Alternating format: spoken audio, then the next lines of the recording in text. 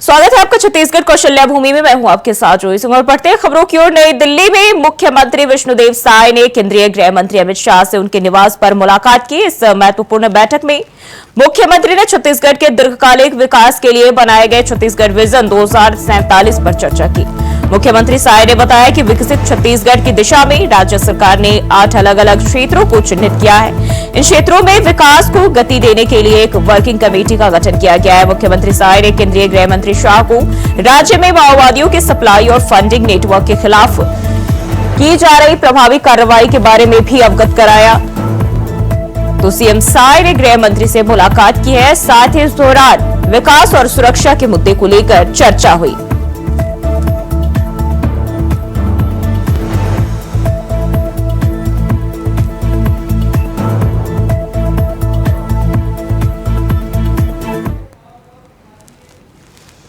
छत्तीसगढ़ को जल्द 4 नई रेलवे लाइनें मिलने जा रही। इस संबंध में सीएम विष्णुदेव और डिप्टी सीएम विजय शर्मा ने केंद्रीय रेल मंत्री अश्विनी वैष्णव से मुलाकात की। सीएम साय ने कहा छत्तीसगढ़ की 4 नई रेल परियोजनाओं पर केंद्रीय रेल मंत्री से चर्चा हुई है। उन्होंने डीपीआर तैयार होने की जानकारी दी। मुलाकात के दौरान सीएम ने राज्य की 4 प्रमुख रेल परियोजनाओं धर्मजयगढ़ पत्थलगांव लोहरदग्गा नई लाइन परियोजना, अंबिकापुर बरवाडीह नई लाइन परियोजना, खरसिया नया रायपुर परमल कसा नई रेल लाइन परियोजना और रावघाट जगदलपुर नई रेल लाइन परियोजना को जल्द शुरू करने का आग्रह किया। केंद्रीय रेल मंत्री अश्विनी वैष्णव ने इन परियोजनाओं की संभावनाओं और लाभों को स्वीकार किया और इन पर तेजी से काम करने का आश्वासन भी दिया। उन्होंने कहा कि ये परियोजनाएं राज्य के विकास के लिए जरूरी है और रेलवे मंत्रालय इन्हें प्राथमिकता देगा।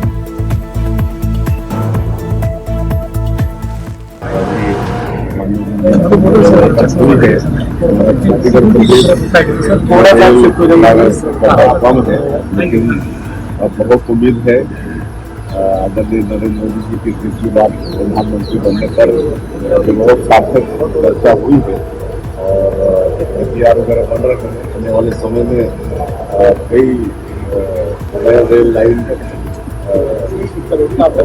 हमारे छत्तीसगढ़ में होने वाला है। उसमें तो अंबिकापुर बरवाडी रेल लाइन है, 900 किलोमीटर है। सेक्शन 1948 में हो गया था, लेकिन अब तक काम नहीं हुआ है। लेकिन ये बहुत आगे बढ़ गया है। इसमें काम होगा। एक करसिया नया रायपुर होते हुए परमल कसा ये नया रेल लाइन परियोजना 275 किलोमीटर का है। उस पर भी डीपीआर वगैरह बन रहा है। और इसी तरह से एक लाइन है रावघाट जगदलपुर नई रेल लाइन परियोजना 140 किलोमीटर है। उस पर भी डीपीआर वगैरह बन रहा है और आने वाले समय में सब काम स्वीकृत होंगे। और एक और रेल लाइन है धर्मजयगढ़ पत्थलगांव लोहरदग्गा भी है। इस पर भी डीपीआर वगैरह बन रहा है। तो इस तरह से 4 नया रेल लाइन आने वाले समय में छत्तीसगढ़। मुख्यमंत्री विष्णुदेव साय दिल्ली दौरे पर है। डिप्टी सीएम और गृह मंत्री विजय शर्मा भी डिप्टी सीएम के साथ साथ दोनों ही दौरे पर है। वहीं डिप्टी सीएम और उप मुख्यमंत्री ने नई दिल्ली में केंद्रीय श्रम रोजगार युवा और खेल मामलों के मंत्री डॉक्टर मनसुख मंडाविया से उनके आवास पर सौजन्य मुलाकात की। उन्होंने डॉक्टर मंडाविया से छत्तीसगढ़ में रोजगार सृजन, श्रमिक कल्याण और खेल सुविधाओं के विस्तार के लिए केंद्र सरकार से और अधिक सहायता का आग्रह किया। वहीं मुख्यमंत्री के दिल्ली दौरे को लेकर यह कयास लगाया जा रहा है कि मानसून सत्र के पहले मंत्रिमंडल का विस्तार होने की चर्चा है और 1-2 दिनों में यह संभव है।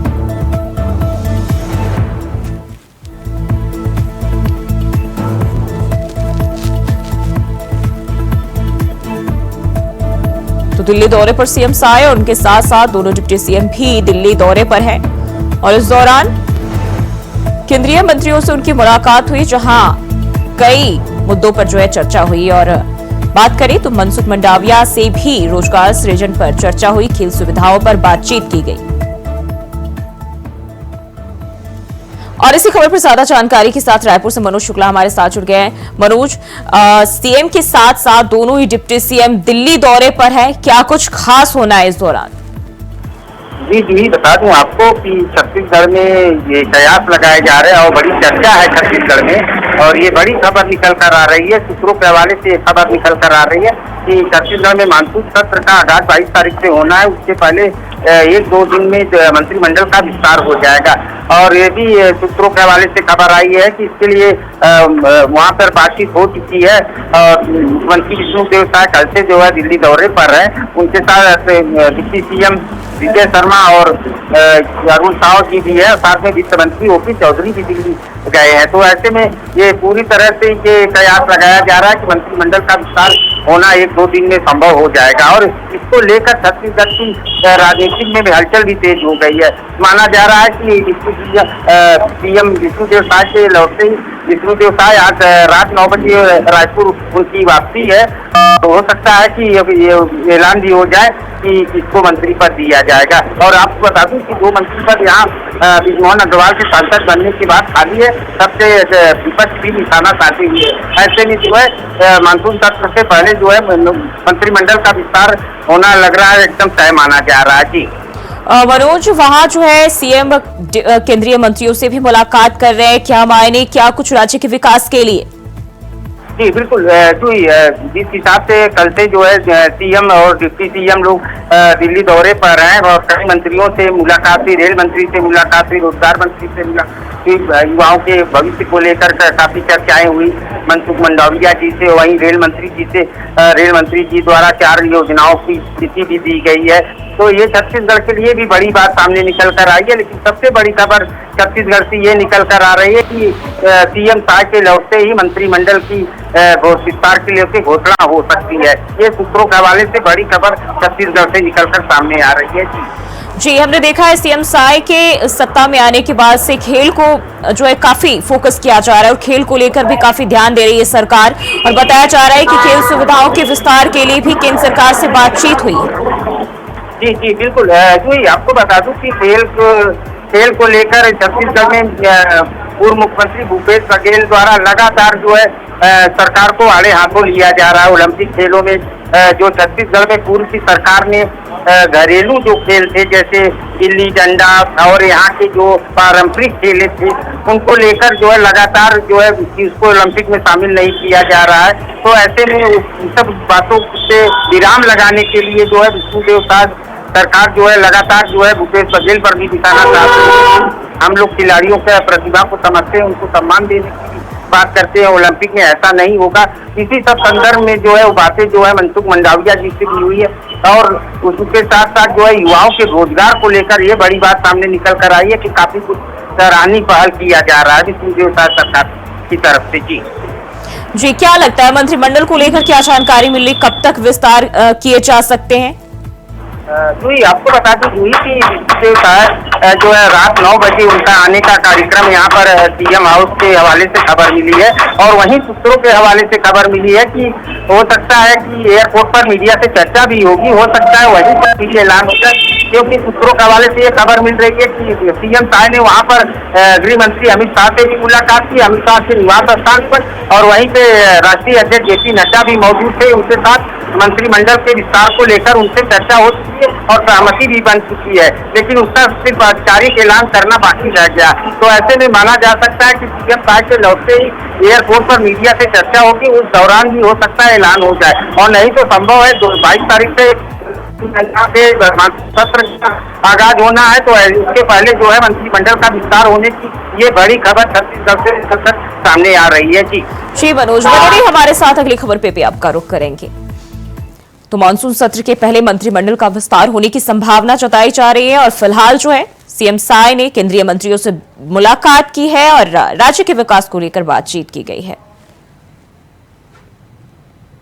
और वहीं मुख्यमंत्री विष्णुदेव साय ने माओवादी हिंसा की घटना में जवानों की शहादत को नमन किया। उन्होंने शहीद जवानों के परिवारों के प्रति संवेदना भी जताई है। मुख्यमंत्री ने कहा कि बीजापुर जिले के तर्रेम क्षेत्र में माओवादियों द्वारा किए गए आईईडी ब्लास्ट में एसटीएफ के 2 जवानों के शहीद होने और 4 जवानों के घायल होने की दुखद सूचना मिली। सीएम ने ईश्वर से शहीद जवानों की आत्मा की शांति और घायल जवानों के जल्द से जल्द स्वस्थ होने की प्रार्थना की। मुख्यमंत्री विष्णुदेव साय ने माओवादी हिंसा की घटना में जवानों की शहादत को नमन भी किया।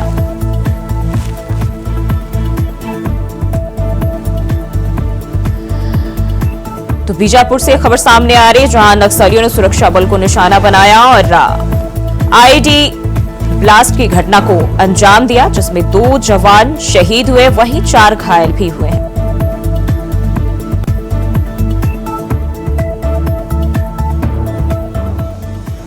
तो सुरक्षा बल जो है नक्सलियों के निशाने पर। और एक बार फिर से रुक कर लेते हैं मनोज शुक्ला की ओर। मनोज, 2 सुरक्षा बल के जवान जो है वो मारे गए हैं, साथ ही 4 घायल हुए हैं नक्सलियों के जो हमले में, इसको लेकर क्या जानकारी मिल रही है? बता दूंगी कि जब से छत्तीसगढ़ में बीजेपी की सरकार बनी है, तब से नक्सलियों की कमर तोड़ने का प्रयास लगातार बीजेपी सरकार द्वारा किया जा रहा है। और इसको लेकर नक्सलियों के खात्मे को लेकर यहाँ पर गृह मंत्री का दौरा जब हुआ था, तो गृह मंत्री अमित शाह ने साफ तौर पर कहा था कि छत्तीसगढ़ से हम नक्सलवाद खत्म कर देंगे। और ये पूरी उनकी जो चुनाव के समय ये जनता से उनका वादा था। तो ऐसे में जब से जो है विष्णुदेव साय की सरकार बनी है, लगभग 150 से ज्यादा नक्सलियों को मार गिराने का काम हमारे जवानों ने किया है। और साथ ही साथ हजारों की संख्या में नक्सलियों ने आत्मसमर्पण किया है। और वहीं ये नक्सलियों की कायराना हरकत, ये सब जो नक्सली हरकत कर रही है, सिर्फ अपनी बौखलाहट से कर रहे हैं, इसलिए कि जवानों का दबाव लगातार जंगलों में बनता जा रहा है। और जंगलों में सर्चिंग के दौरान ये घटना घटी है। आपको बता दूं कि ये घटना बीती रात की है, जब जवान सर्चिंग ऑपरेशन से लौट रहे थे, उस समय जो है ये नक्सलियों द्वारा कायराना पाइप बम बनाकर ये आईडी का ब्लास्ट उन्होंने किया है, जिसमें अपने 2 जवान शहीद हुए हैं और 4 लोग घायल हुए हैं। और मौसम खराब होने के कारण सर्चिंग ऑपरेशन अभी भी वहाँ पर जारी है। और उनको घायलों को रायपुर लाने के लिए हेलीकॉप्टर से लाने की बात कही जा रही है। वहाँ के एसपी जितेंद्र यादव ने इसकी पुष्टि की है, लेकिन मौसम खराब होने के कारण हेलीकॉप्टर की उड़ान नहीं भर पाने के कारण अभी तक जवान रायपुर नहीं पहुँच पाए हैं, जिस वजह से थोड़ा सा दिक्कतों का सामना करना पड़ रहा है मौसम खराबी के कारण। जो घायल जवान है उनकी हालत क्या बताई जा रही है? जी, उनकी हालत अभी स्थिर बताई जा रही है। बीजापुर जिला अस्पताल में उनका इलाज चल रहा है, लेकिन उनको बेहतर इलाज के लिए रायपुर लाने का प्रयास किया जा रहा है। मौसम ठीक होते ही उनको हेलीकॉप्टर से एयरलिफ्ट कराकर उनको रायपुर राजधानी लाया जाएगा, जहां पर उनके अच्छे इलाज हो सकेंगे। लेकिन जिस तरीके से हम देखें, लगातार सरकार एक तरफ नक्सलियों के खात्मे की बात कर रही है, लेकिन वहीं सुरक्षा बल के जवान जो है एक-एक कर जो है शहीद होते जा रहे हैं। इसको लेकर सरकार कोई कठोर कदम क्यों नहीं उठा पा रही है?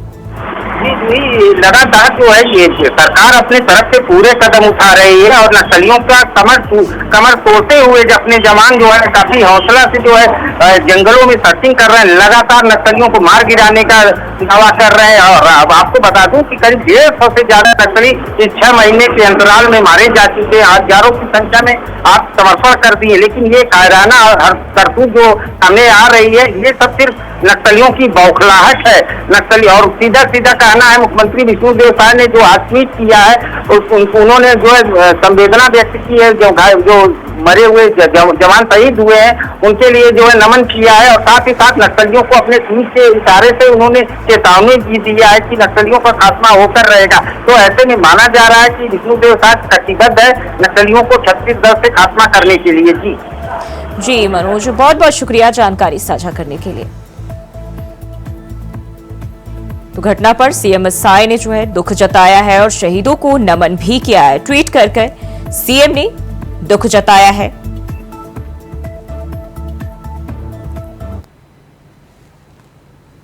बढ़ते आगे खबर कांकेर से, जहां छत्तीसगढ़ महाराष्ट्र बॉर्डर पर सुरक्षा बलों और नक्सलियों के बीच 5 घंटे तक मुठभेड़ चली।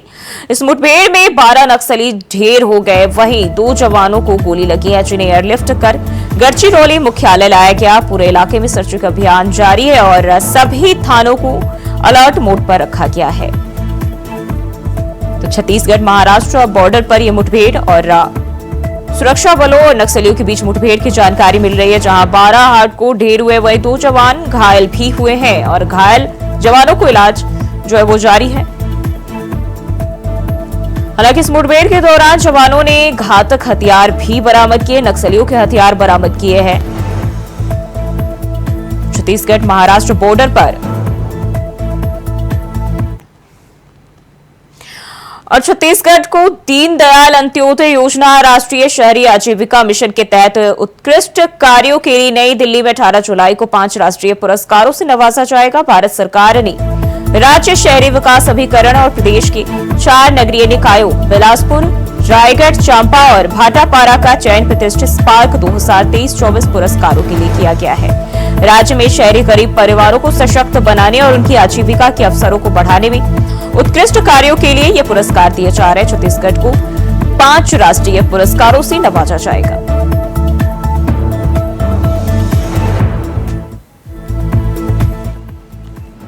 कल 18 जुलाई को छत्तीसगढ़ को भारत सरकार द्वारा 5 पुरस्कार मिलने वाला है।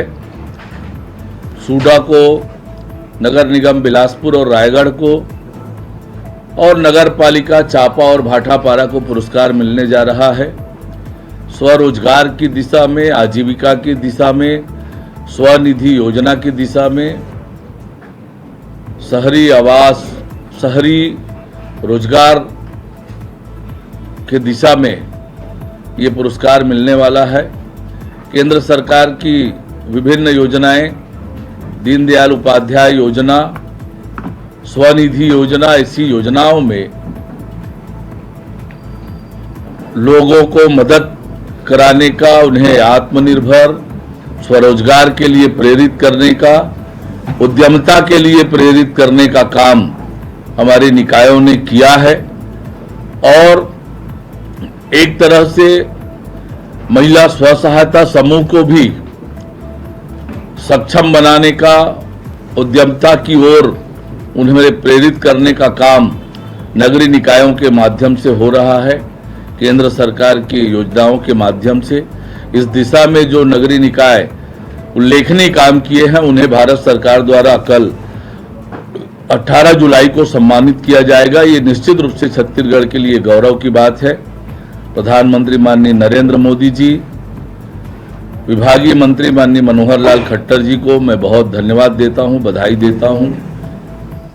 बढ़ते आगे खबर रायपुर से, जहां छत्तीसगढ़ सराफा एसोसिएशन के नवनिर्वाचित पदाधिकारियों के शपथ ग्रहण और आशीर्वाद समारोह आयोजित हुआ। उप मुख्यमंत्री अरुण साव समारोह में शामिल हुए। उन्होंने रायपुर के साइंस कॉलेज परिसर स्थित पंडित दीनदयाल उपाध्याय ऑडिटोरियम में आयोजित समारोह में एसोसिएशन के वेब पोर्टल और क्यूआर कोड को लॉन्च किया। सांसद बृजमोहन अग्रवाल और विधायक अमर अग्रवाल भी समारोह में विशिष्ट अतिथि के रूप में शामिल हुए। बिलासपुर उच्च न्यायालय में अधिवक्ता और बार काउंसिल ऑफ इंडिया के कार्यकारी सदस्य सुनील ओटवानी ने छत्तीसगढ़ सराफा एसोसिएशन के नवनिर्वाचित अध्यक्ष, महासचिव और कोषाध्यक्ष को शपथ दिलाई।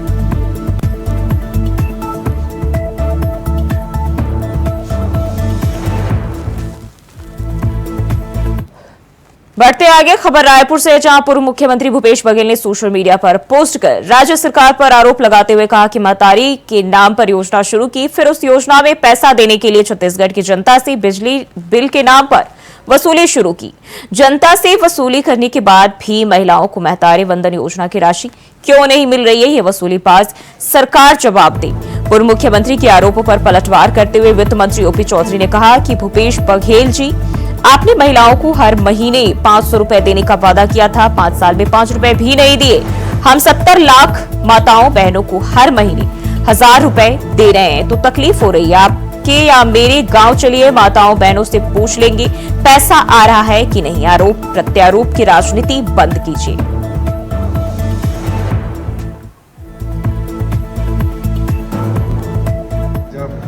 मैनिफेस्टो जारी किया था, अपने जन घोषणा पत्र 2018 में जारी किया था।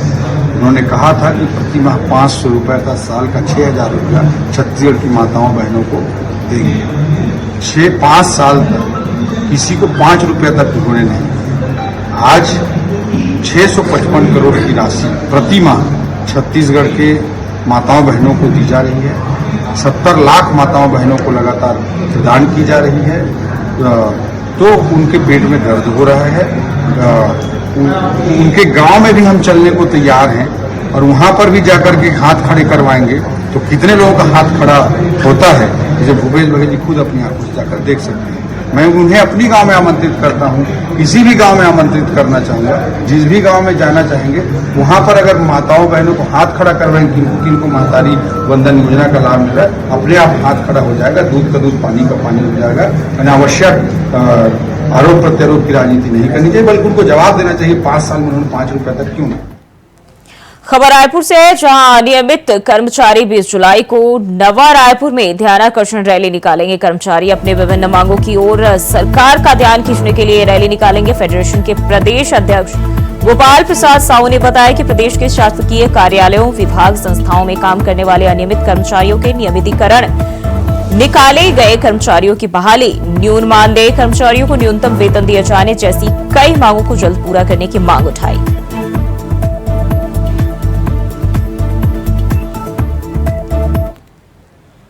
खबरों में बढ़ते आगे, खबर गरियाबंद से, जहां फिंगेश्वर पुलिस ने 2 गांजा तस्करों को गिरफ्तार किया है। मिली जानकारी के अनुसार पुलिस को पेट्रोलिंग के दौरान सूचना मिली 2 युवक बाइक में गांजा लेकर जा रहे हैं, जिसके बाद पुलिस ने घेराबंदी कर दोनों युवकों को धर दबोचा। आरोपियों के पास से कुल 8 किलो गांजा भी बरामद किया गया। फिलहाल पुलिस ने दोनों आरोपियों को हिरासत में ले लिया है। तो 2 तस्कर जो है हिरासत में लिए गए। नशे की खेप भी पुलिस ने बरामद की है। तो गरियाबंद का यह मामला है, जहां 2 तस्करों को गिरफ्तार किया गया। पुलिस को बड़ी सफलता और साथ ही नशे की खेप भी पुलिस के हाथ लगी है। और पेट्रोलिंग के दौरान 2 व्यक्ति को एक मोटरसाइकिल में गांजा ले जाते पकड़े हैं, जिसमें जब्ती कार्रवाई किए गए हैं। मौके में घटनास्थल निरीक्षण किए हैं, तौल कार्रवाई किए हैं। बाकी आगे हुई कुल है 8 किलो करीबन है। हाँ। सर कहाँ के हैं आरोपी जो दोनों हैं? आरोपी बता रहे हैं क्या नया पारा ऐसा कुछ बताए। अभी कार्रवाई जारी, विवेचन जारी है।